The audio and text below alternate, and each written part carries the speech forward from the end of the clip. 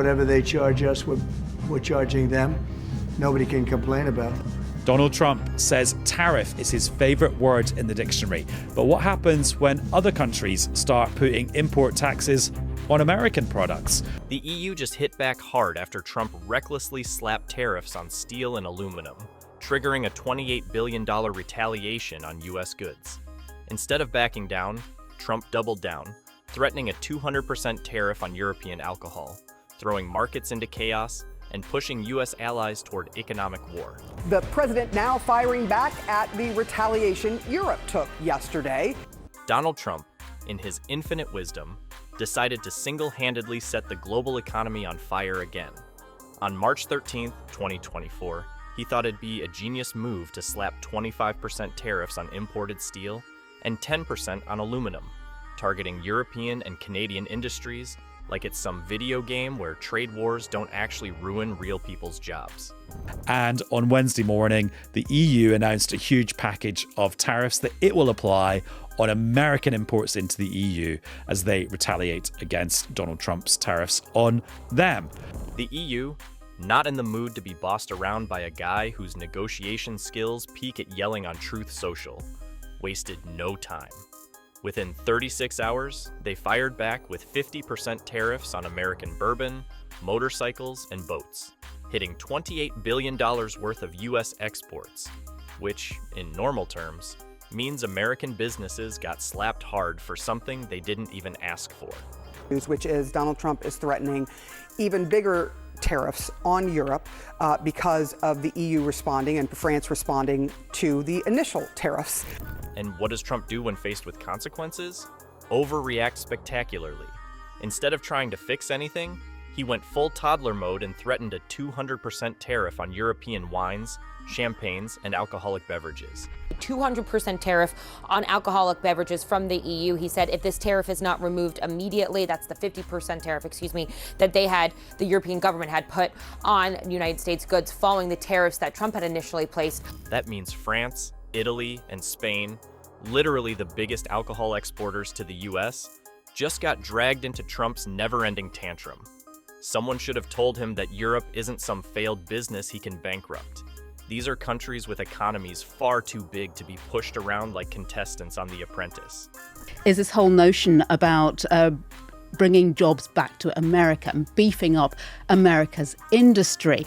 While the EU Commission's trade spokesperson, Olaf Gill, calmly stated that maybe, just maybe, negotiations should replace economic warfare, Trump, as expected, ignored any form of logic and proudly declared, "Tariffs are my favorite word in the dictionary."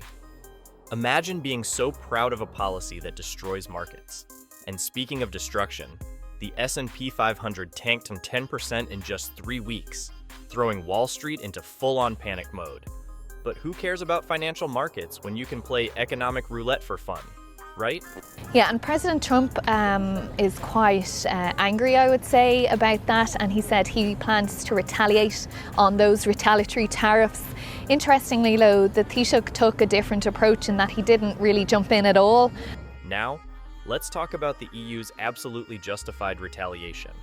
On March 14, 2020, they slapped $28 billion in counter tariffs on American goods, calling it swift and proportionate, which is just a fancy way of saying, you started it, now deal with it.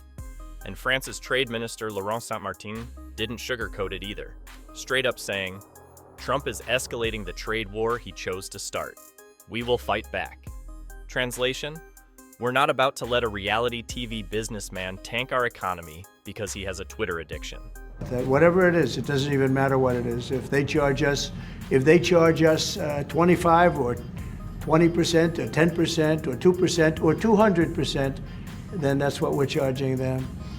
And so I don't know why people get up. The EU specifically went after US whiskey, motorcycles, and boats. And honestly, that was genius. First, they slammed a 50% tariff on whiskey, which wrecked Jack Daniel's and Jim Beam, causing their exports to the EU to drop by 60%. How's that for America first?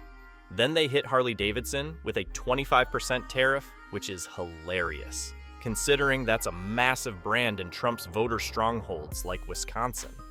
Nothing like screwing over your own base, huh? As that frustration builds, will voters start to turn that frustration against the administration and against the position of using these tariffs? And just to add insult to injury, they threw in 40% tariffs on motorboats and industrial goods, making sure U.S. manufacturing industries felt every bit of Trump's bad decision-making. Meanwhile, the French wine industry was on edge because, let's not forget, 27 million bottles of champagne were exported to the U.S. in 2023 alone, making America its biggest customer. And Trump's response? Threatened to make that market disappear overnight. The Irish Whiskey Association even issued a statement basically saying, "This is an economic disaster, since 70% of their whiskey exports go straight to the U.S. Congratulations, Trump. He somehow managed to make Ireland, France, and America's own whiskey producers hate him at the same time." We know that with this administration, that the president has centered in many ways his foreign policy when it comes to the Western Hemisphere as well as Europe around tariff threats. We know that that's going to continue. Of course, Trump couldn't let Europe have the last word. So on March 15th, 2024, he fired up Truth Social, because where else? And typed out yet another caps lock-ridden, economically disastrous statement. This time, he declared that the U.S. would immediately impose a 200% tariff on all European alcohol if the EU didn't back down. Because, yeah, economic hostage-taking always works out super well. Here's why this was stupid beyond belief. France exports $2 billion in wine and champagne to the U.S. every year. A 200% tariff? That eliminates their sales entirely. No fancy wine, no celebratory champagne, just overpriced American alternatives no one asked for. Italy's wine industry alone was looking at a $1.1 billion loss. Trump might as well have set an entire Italian vineyard on fire. And what about the market?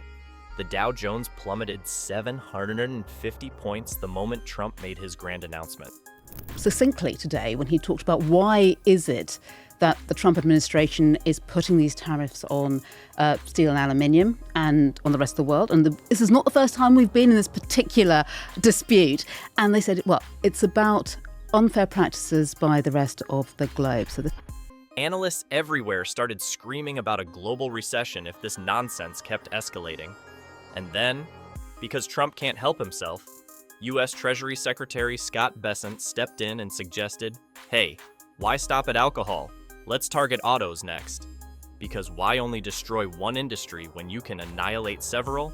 So, in just a few days, Trump single-handedly managed to crash the stock market, make Europe furious, screw over American businesses, threaten job losses in Republican states, and possibly trigger a global economic crisis. And all because he loves tariffs so much. Someone get this man a coloring book before he decides to throw a tariff on oxygen next. And then there's the UK, which chose to do literally nothing because, Brexit already left them begging for trade deals, and they weren't about to risk pissing off the US. So instead of standing with the EU, they just sat on the sidelines, praying Trump would remember they exist when he eventually decides to trade with someone again. Which includes the UK. So for the first time, the UK is now affected by Donald Trump's trade policy. So we'll talk about that. Meanwhile, Germany and Italy had no patience for Trump's nonsense, standing firmly behind France, making it clear that the EU was done playing nice. But of course, because Republicans have the same approach to trade as a drunk guy at an auction, Trump's allies cheered this chaos on.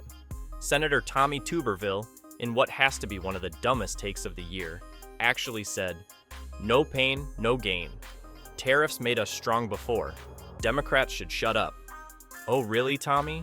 Because U.S. farmers and businesses were not exactly clapping along. No pain, no gain. That's what we used to tell our football players. There's going to be some pain with tariffs.